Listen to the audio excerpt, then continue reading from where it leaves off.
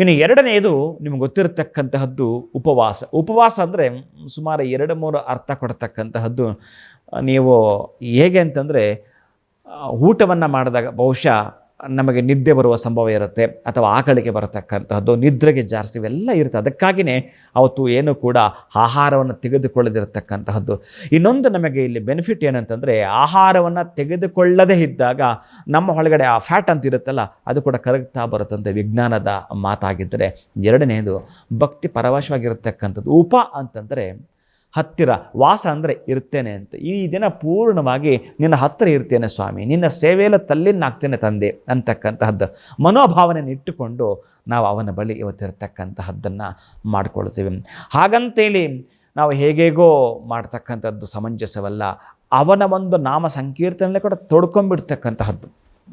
ಏನು ಅಂತಂದರೆ ಈ ಅಷ್ಟೋತ್ರ ಆಗಿರ್ಬೋದು, ಅದು ರುದ್ರ ನಮಕ ಚಮಕ ಅಂತಂದರೆ ಅವನ್ನ ಹೊಗಳೋದು ಅಂತ ನಾವು ಅಂದುಕೊಂಡಿರ್ತೀವಿ.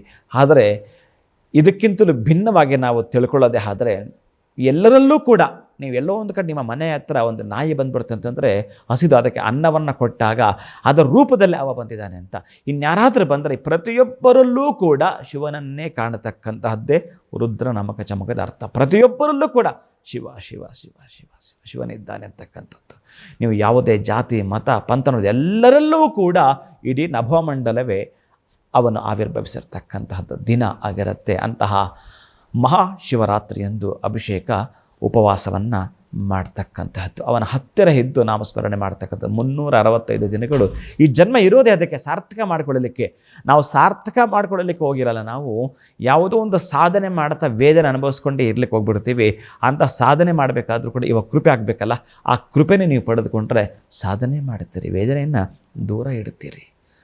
ಹಾಗಾಗಿ ನೀವು ನಿಮ್ಮ ಗಮ್ಯವನ್ನು, ನಿಮ್ಮ ಗಮನವನ್ನು ಈ ಕಡೆ ಕೊಡೋದೇ ಆದರೆ ಬಹಳ ಪ್ರಮುಖವಾಗಿರತಕ್ಕಂಥದ್ದು.